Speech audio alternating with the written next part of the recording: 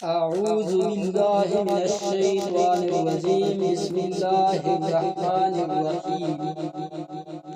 حضرت ادریس علیہ السلام کے زمانے میں انسان بہت بد عمل ہو گئے تھے۔ فرشتوں نے بارگاہ الہی میں عرض کیا کہ مولا، انسان بہت بدکار ہے اور یہ خلافت کے لائق نہیں ہے، انہیں معزول کر دیا جائے یا کم از کم خلیفہ یہ رہیں اور وزیر ہم، تاکہ ہم ان کے بگڑے کام سنبھال لیں۔ رب تعالیٰ کا ارشاد ہوا کہ اس کو غصہ اور شہوت دیا گیا ہے جس سے یہ زیادہ گناہ کرتا ہے۔ اگرچہ یہ چیزیں تم کو ملیں تو تم بھی گناہ کرنے لگو۔ فرشتے بولے کہ مولا کریم، ہم تو گناہ کے پاس بھی نہ جائیں گے، خواہ کتنا ہی غصہ اور شہوت ہو۔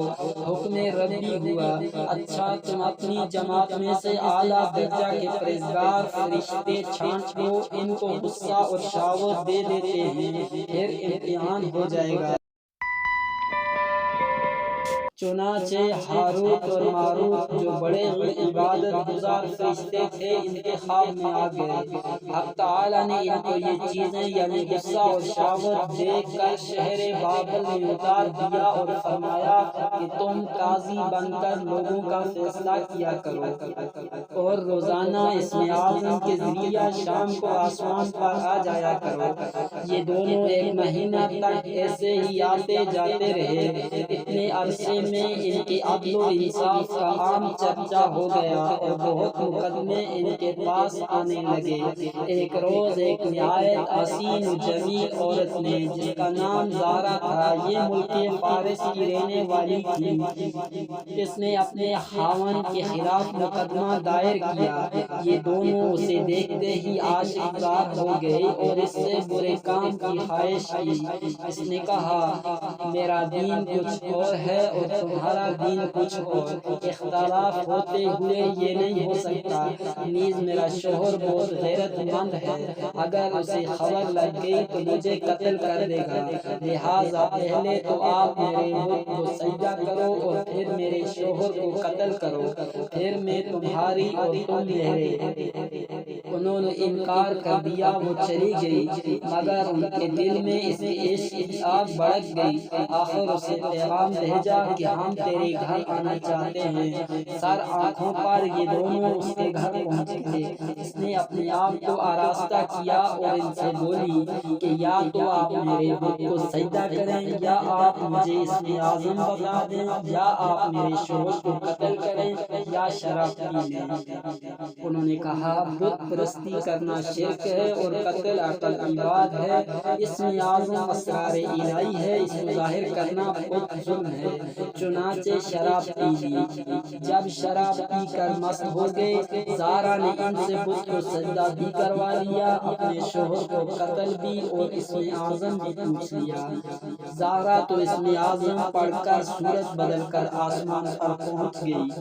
حق تعالیٰ نے اس کی روح کو زارا ستارہ سے متصل کیا اور اس کی شکل زارا ستارہ کی طرح ہوگی۔ جب ان کا نشہ اترا تو یہ اسم اعظم بھول چکے تھے اور اپنے کیے پر نادم و شرمندہ تھے۔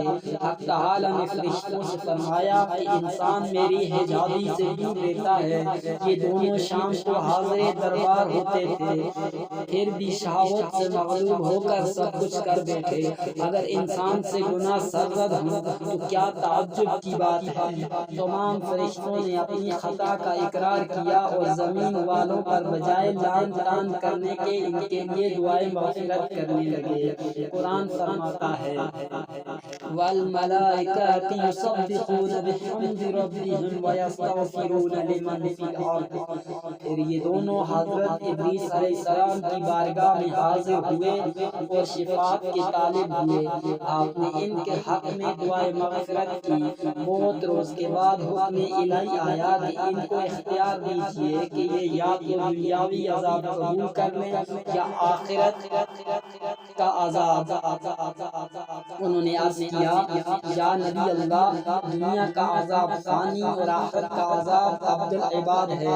چنانچہ حق تعالی نے فرشتوں کو حکم دیا کہ ان دونوں کو لوہے کی زنجیروں میں جکڑ کر بابل کے کنویں میں زندہ لٹکا دیں۔